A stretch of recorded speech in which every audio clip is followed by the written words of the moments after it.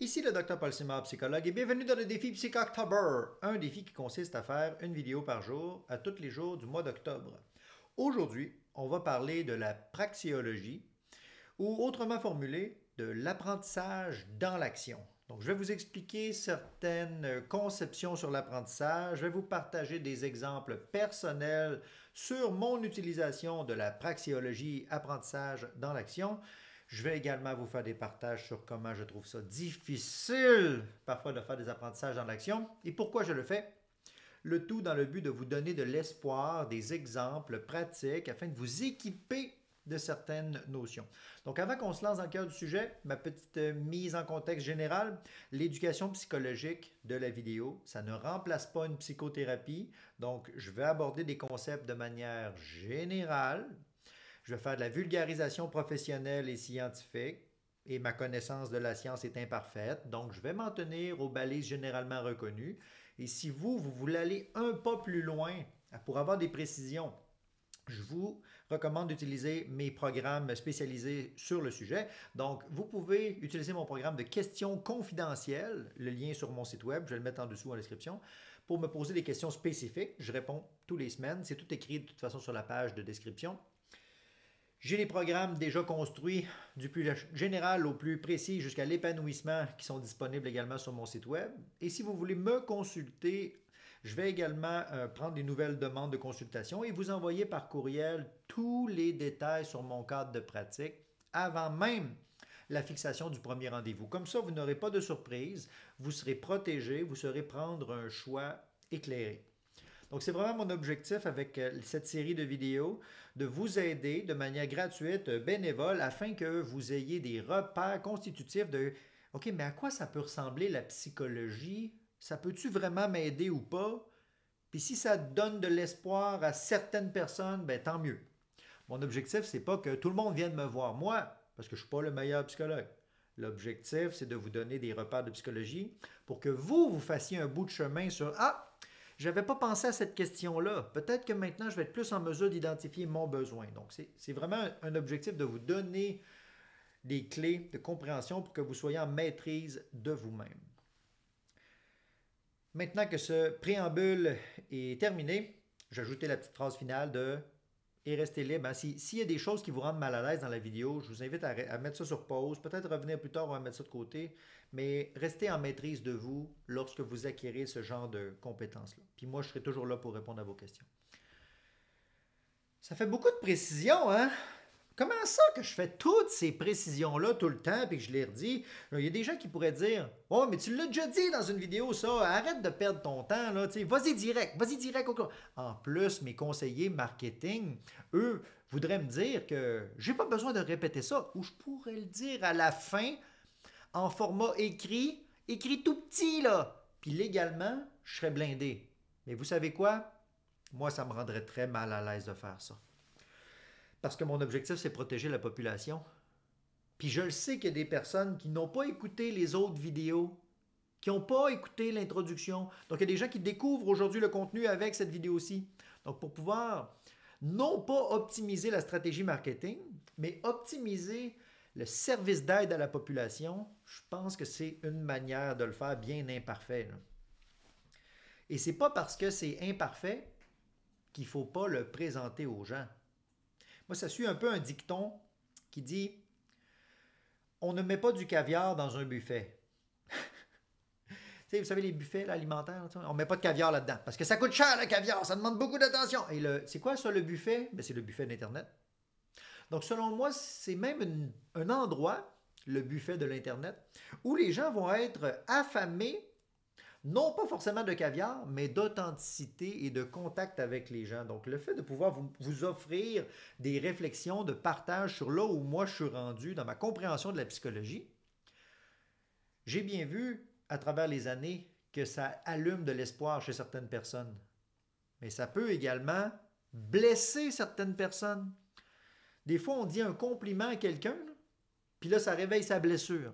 Donc, imaginez l'impact et la portée que ça a quand un psychologue prend la parole en public puis fait des énoncés sur des concepts psychologiques. Donc, moi, je suis vraiment prudent sur ma prise de position en public. Puis quand je vais dans des conférences ou des podcasts, puis là, je les vois tirer des extraits de ça. Je me dis toujours, ça me fait mal à mon cœur de responsabilité professionnelle. Je me dis, il me semble que j'aurais aimé ça faire une longue introduction avant, mais là, je comprends que c'est moi qui ai cette responsabilité-là, c'est pas forcément eux. Mais moi, j'engage mon titre. Donc là, je les écris.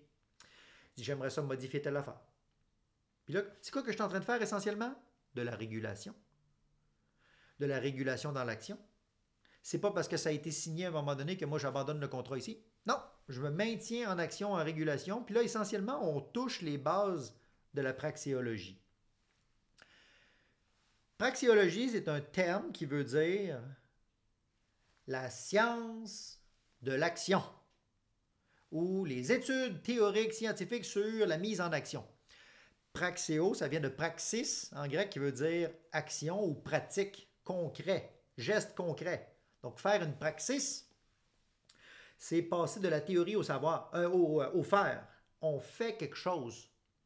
Puis là, on peut faire des apprentissages praxéologiques qui sont dans l'action. Mais c'est pas forcément ce qui est valorisé dans un système académique.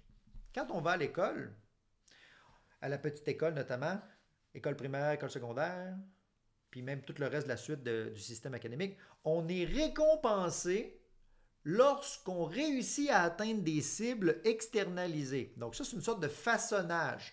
On modèle la personne avec des récompenses puis des punitions. Tu n'as pas réussi à atteindre le seuil, échec.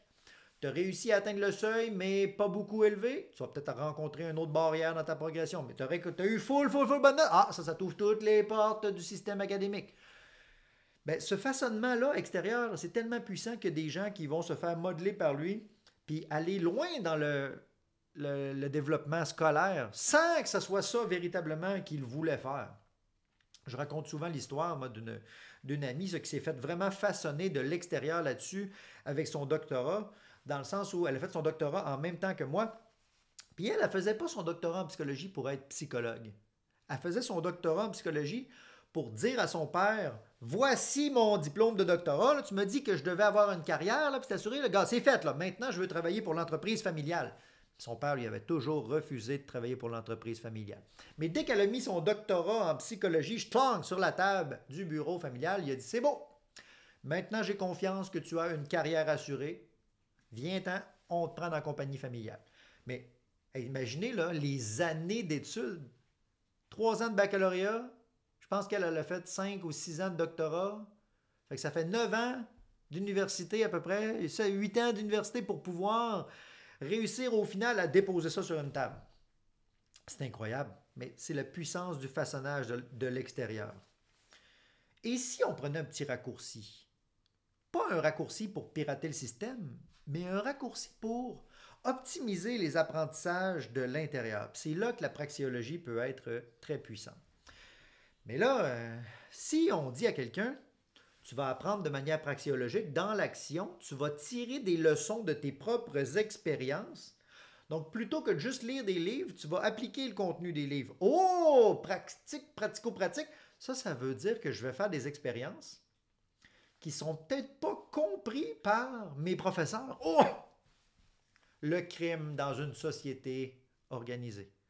Faire des apprentissages que même les professeurs ne comprendront pas. Puis là, il y a des gens qui vont choisir de développer leur esprit entrepreneur grâce à ça. Ils vont se mettre en action. On n'est pas loin, là, quelque part, de l'esprit entrepreneurial. Entreprendre et praxis, pratico-pratique. Bon, ben, entre praxis, on est dans cet esprit-là, là, d'entreprendre.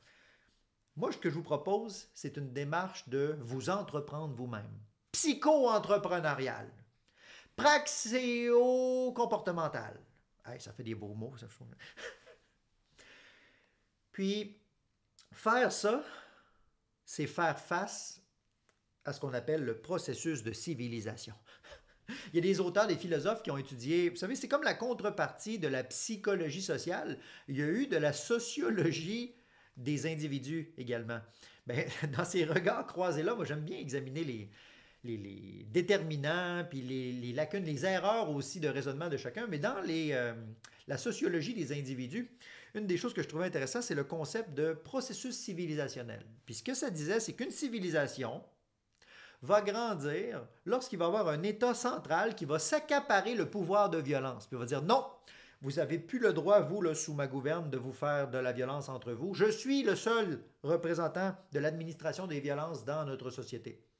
Puis ça, c'est pour le meilleur et pour le pire, parce que ça empêche les gens de s'entretuer entre voisins. Mais par contre, ça peut créer des injustices aussi par moment si le système législatif a des failles puis qui est magouillé. Mais le processus de civilisation, il essaie à quelque part de rassembler les gens pour un vivre ensemble collectif en s'accaparant le pouvoir de violence.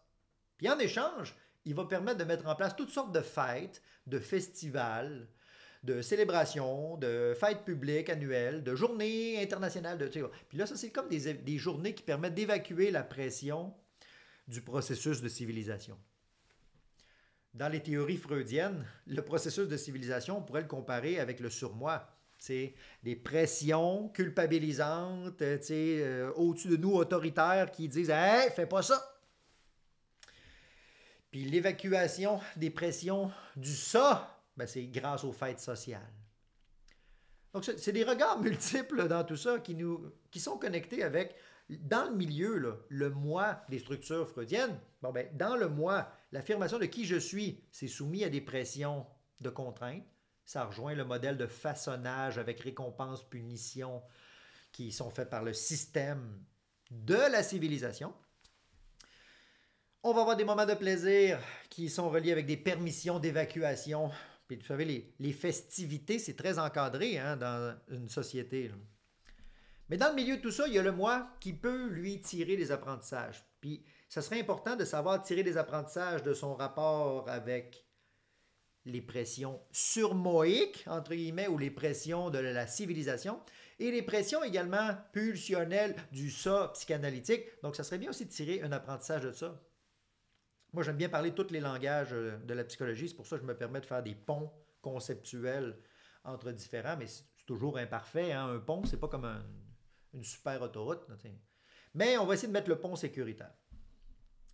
Puis pour vous le rendre concret, puis retourner vraiment sur un exemple précis de praxéologie dans l'action, je vais prendre mon exemple. Quand j'étais aux études, je voulais apprendre à faire de la psychologie pratico-pratique. Je voulais faire des jeux de rôle en psychologie. Puis même si j'avais lu des trucs sur le psychodrame, certains livres, pendant mon baccalauréat, j'ai découvert à l'université de Sherbrooke la praxéologie.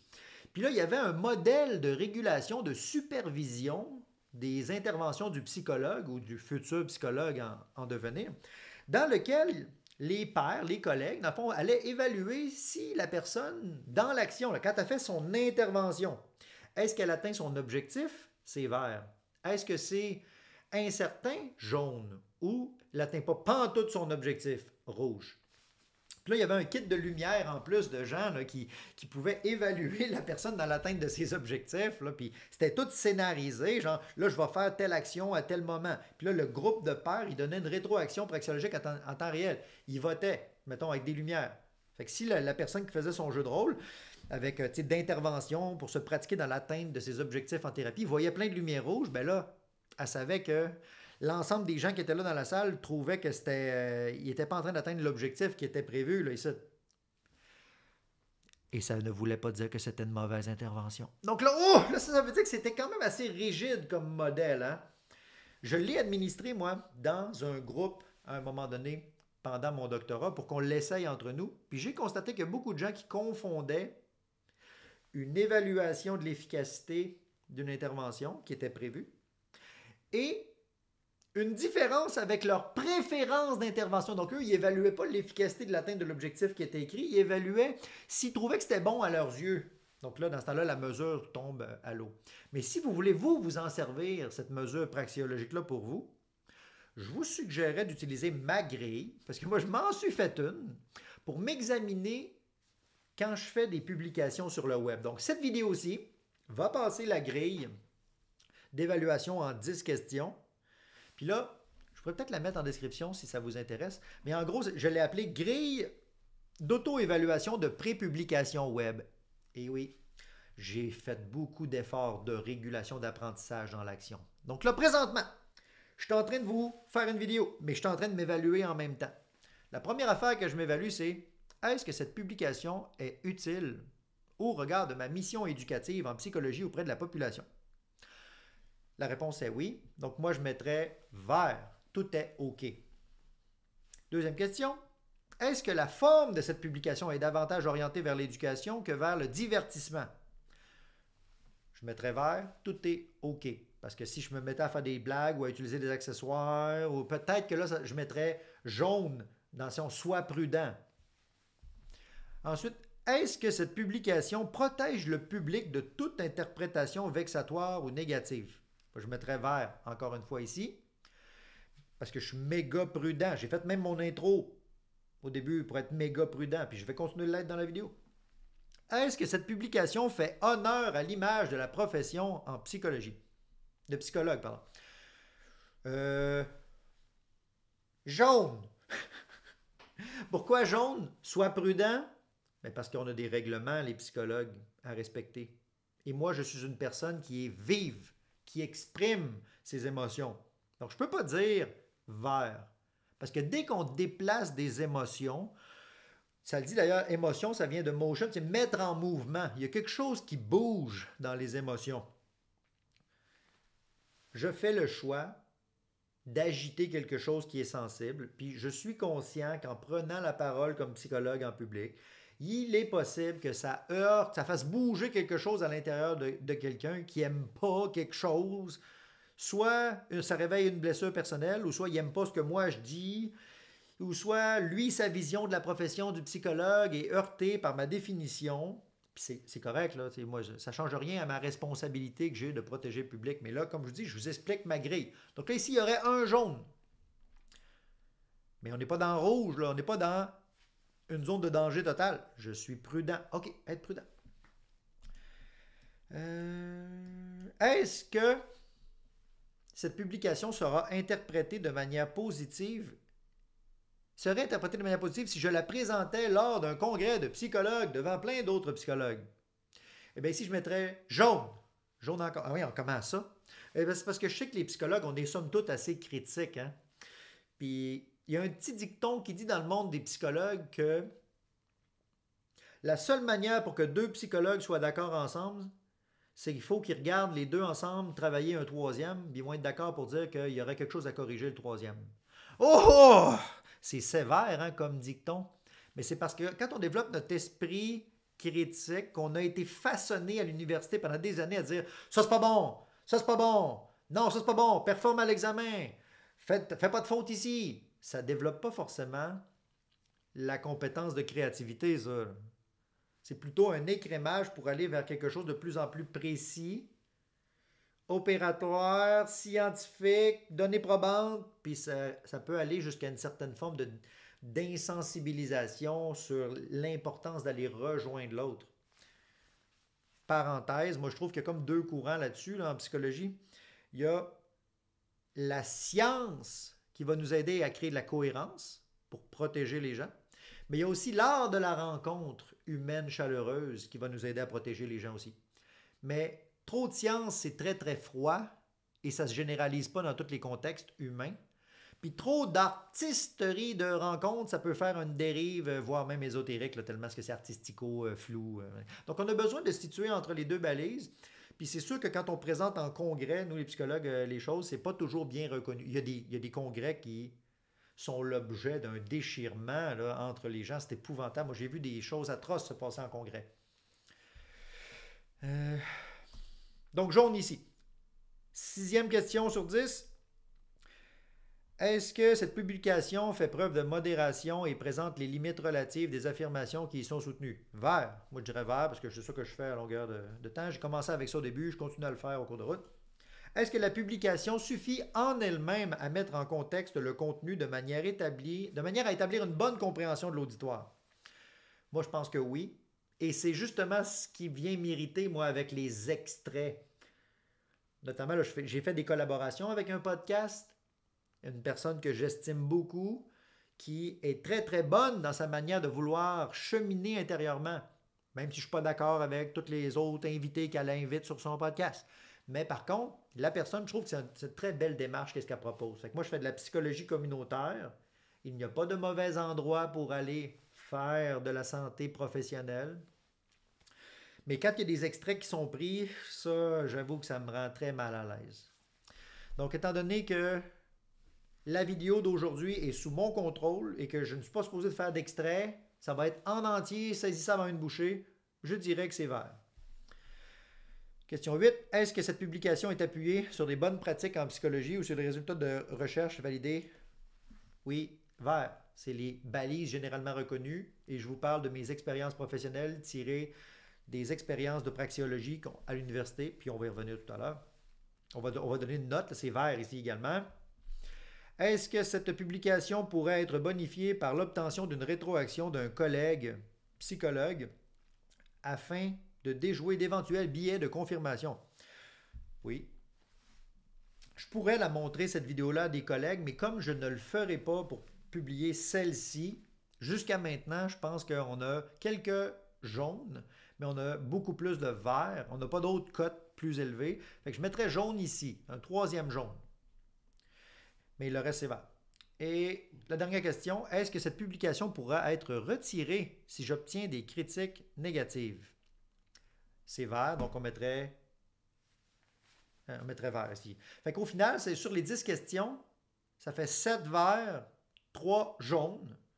Donc, le facteur de risque est extrêmement bas. Moi, je pense que ça nous donnerait une cote au final moyenne si on faisait la moyenne des réponses de vert. Donc, c'est le feu vert pour cette vidéo. D'ailleurs, c'est pour ça que vous la voyez présentement.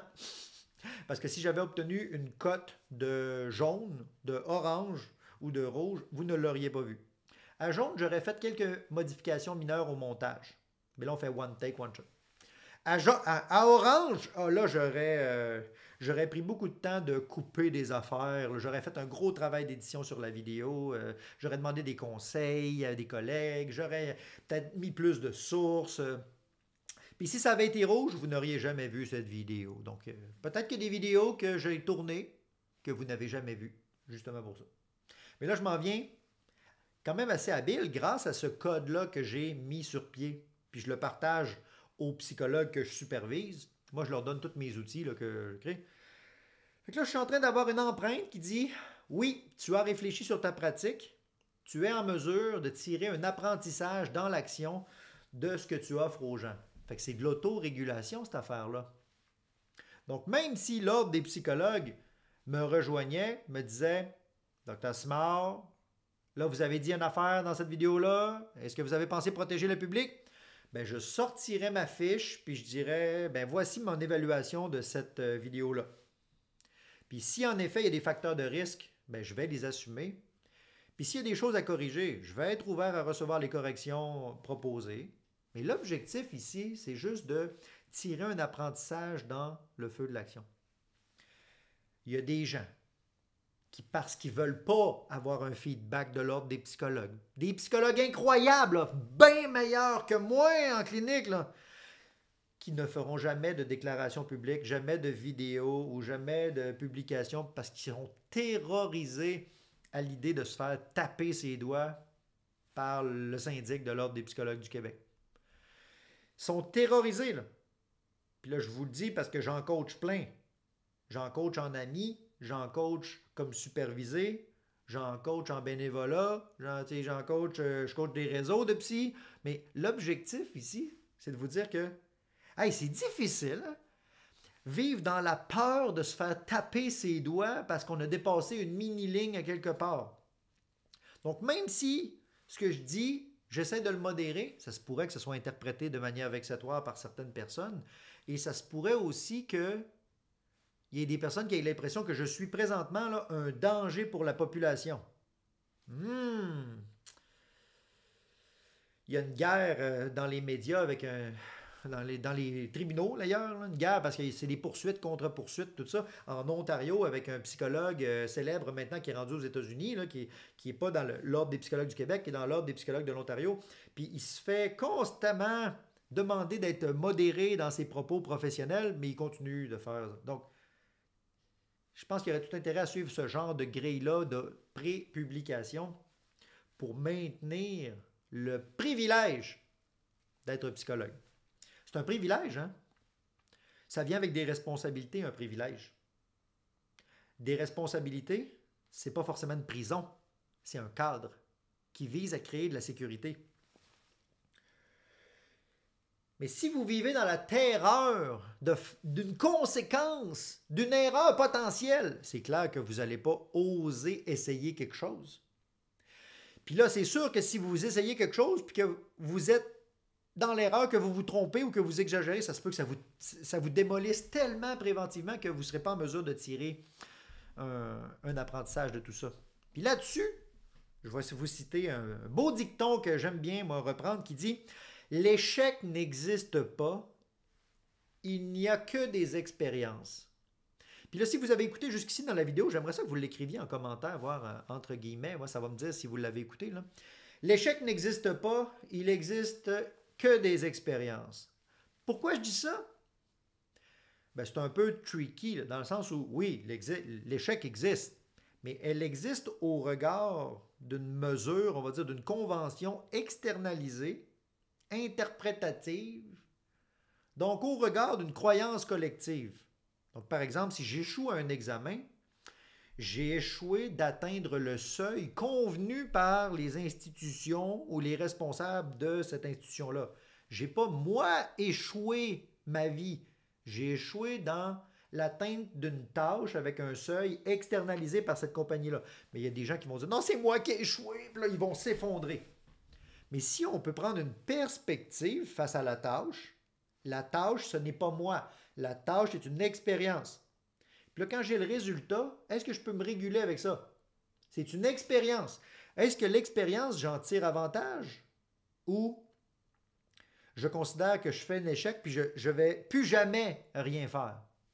Vous savez, moi, j'ai fait mes études de doctorat, sur ma théorie, dans le fond, sur mes recherches doctorales, c'était sur l'entrepreneuriat. Qu'est-ce qui explique un premier passage à l'action entrepreneuriale?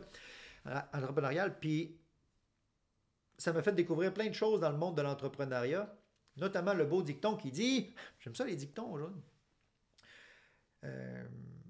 si vous voulez être un entrepreneur, faites des erreurs à répétition. Puis si vous voulez vraiment être un bon entrepreneur, faites plein d'erreurs le plus rapidement possible. Mais l'idée, c'est pas d'arrêter là, c'est que c'est la capacité de tolérance du risque associée avec l'erreur qui est convertie en apprentissage. Donc, c'est l'autorégulation dans l'action. Puis là, on a ici la base fondamentale de l'approche praxéologique et de l'outil praxéologique que je vous ai parlé, moi, que j'utilise pour me réguler, c'est que c'est constamment en train de se mesurer. Donc, je suis en train de vous dire que moi, avec les prises de risques que je fais là, depuis des années dans les médias, j'en ai fait des mauvais coups, on pourrait dire. J'ai fait des vidéos qui sont tombées complètement à côté de la traque. Je me suis fait taper ses doigts par l'Ordre des psychologues du Québec. En carrière, j'ai eu 9 appels de l'Ordre des psychologues du Québec. Je suis jamais allé en conseil de discipline. Mais toutes les fois qu'ils m'appelaient, par rapport à des trucs web, moi, je leur faisais la démonstration de comment je voulais protéger la population, comment je me régule, comment je m'ajuste. Puis j'ai appris beaucoup de choses même grâce à leur intervention. Donc, ça a fait notamment en sorte que je suis devenu un expert en réglementation. Je suis devenu super bon en déontologie. Même que des fois, c'est moi qui écris des courriels à l'Ordre des psychologues maintenant pour leur dire « Vous avez fait une erreur à tel règlement, à tel endroit. » Est-ce que c'est être imbu de moi-même? Ou vouloir protéger la population, moi aussi, maintenant qu'ils m'ont aidé à devenir expert, entre guillemets, de la déontologie? Ben moi, je voudrais participer à cet effort-là collectif là, de « Let's go, on protège tout le monde ensemble. » Mais c'est sûr qu'aux yeux d'une personne qui n'est pas habituée de recevoir des critiques, j'imagine que se faire recevoir un courriel d'un psychologue à l'Ordre des psychologues, il dit « Là, vous avez fait... » Ils doivent trouver ça fatigant. D'ailleurs, bonjour, on vous salue, je vous salue. Vous avez tout mon respect, parce que moi, je trouve que c'est difficile de travailler là-dedans. Faire avancer une machine, aussi grosse soit-elle, c'est difficile. Mais plus vite qu'on s'intéresse à tirer un apprentissage de nos erreurs, plus vite qu'on peut enrichir sa compétence. Puis moi, c'est ça que je voudrais vous donner comme outil praxéologique principal. Créer de la compétence en vous. L'hiver dernier, je me suis inscrit à un cours de neuropsychologie à l'Université Laval. Puis là, j'allais au cours, Puis je réalisais que parce qu'il était très tôt le matin, ça chamboulait ma routine du sommeil. Je suis devenu tout à l'envers. Il se passait plein d'affaires que j'aimais pas à ce moment-là. Puis, fait que là, j'ai regardé à l'intérieur de moi l'état de désorganisation que ça me faisait vivre. Puis là, j'ai évalué. Qu'est-ce que je suis en train de faire? Ben, je suis en train d'essayer de faire un cours en neurosciences pour aller chercher l'accréditation neuropsychologue. OK, OK, OK. C'est ça que tu veux faire dans la vie, avoir des trucs de neuropsychologue? Non. OK, ben d'abord, pourquoi tu fais ça? Ben, c'est parce que j'aimerais ça pouvoir flasher mon titre de neuropsychologue un jour, tu sais, genre. OK, fait que dans le fond, tu es en train de faire ça pour une mauvaise raison. Ouais. Ah, OK, mais là, dans le fond, ça veut dire que j'ai pas besoin de faire ce cours-là? Non. Ah, vous voyez, plein de mesures praxéologiques. Puis là, j'ai pris une autre mesure. Il est trop tard pour demander l'annulation du cours? Il est trop tard pour la date de remboursement. Mais par contre, il n'est pas trop tard pour ne pas que la note soit écrite sur le show. OK. Fait que c'est beau. Fait que j'ai payé, j'ai demandé l'annulation du cours, mais je devais quand même payer les frais de scolarité. Fait que là, j'ai payé mon 660 pièces de frais de scolarité pour mon cours. J'ai payé des frais, là, pour un cours que j'ai laissé tomber. Mais est-ce que j'ai eu un échec dans ce projet-là? Ou j'ai eu un succès que personne d'autre dans le cours pouvait avoir? Parce que peut-être que le vrai sujet du cours, c'était pas de la neuropsychologie. Peut-être que je tire un apprentissage de mon expérience. Peut-être que le cours véritable, c'était venez tester vos limites sur votre capacité de négligence de votre sommeil en adéquation avec vos projets de vie futurs. Puis là, dans le fond, moi, j'ai testé ça. Je l'ai testé pendant 8 semaines. 6 semaines. Puis là, pendant 6 semaines, je me sentis pas bien. Mais la 6e semaine, j'ai compris.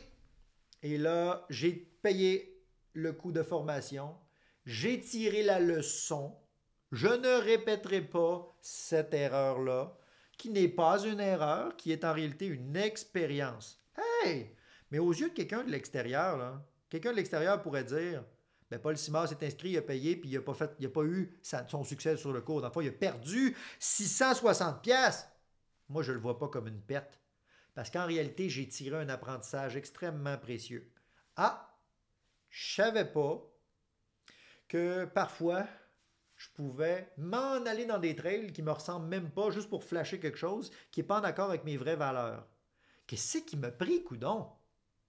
Ah, OK, c'était encore une fois lié à mon désir de développer une expertise au final. Hey, mais cette expertise-là, je peux la développer sans faire le titre de neuropsychologue? Ben oui! Ah, apprentissage dans l'action, régulation en temps réel. Puis là, on revient essentiellement aux bases de savoir intégrer dans son esprit nos propres balises. C'est comme prendre en charge, psycho-entrepreneur, prendre en main son esprit. Fait que les outils praxéologiques, ça vous aiderait peut-être vous-même d'en avoir un, de pouvoir objectiver un petit peu de mesure pour faciliter ce mécanisme-là. Un peu comme moi je vous ai dit, vous pouvez utiliser les feux de la circulation pour vous donner une note. Au début, dans mon outil de praxéologie là, sur les décisions du web, c'était juste répondre oui, non. Puis fait une moyenne au final. Mais je trouve que c'est beaucoup mieux ajusté maintenant que les codes de couleur. Pardon. Fait que ça nous indique aussi c'est où les zones de fragilité. Est-ce que vous allez écrire en commentaire la petite phrase l'échec n'existe pas, il n'y a que des expériences. Puis si vous n'êtes pas d'accord, ben j'aimerais ça savoir votre avis d'ailleurs sur ça. Puis quand on réussit à faire ça, à faire de l'apprentissage dans l'action en temps réel, à se réguler avec des expériences, à se donner le droit de faire des échecs, entre guillemets, mais de rentabiliser l'expérience pour recorriger, se relancer, bien, on reprend l'autre principe de l'entrepreneuriat qui est de dépêche-toi de faire des échecs pour tirer des apprentissages et retirer dans la bonne direction. L'apprentissage dans l'action, ça rejoint un concept qui s'appelle l'expérience de maîtrise. Ben, c'est la source d'apprentissage la plus efficace selon les travaux de Bandura, notamment, quand il avait tout étudié une hiérarchisation sur l'efficacité des formes d'apprentissage. Ben, l'expérience de maîtrise personnelle, c'était la plus forte. Les apprentissages théoriques, académiques, lecture dans les livres, c'était la 3 ou 4e là, forme d'apprentissage. Vous voulez savoir c'est quoi la deuxième maintenant? C'est l'imitation. Imiter quelqu'un autour. Ça va devenir au final une expérience d'apprentissage personnel.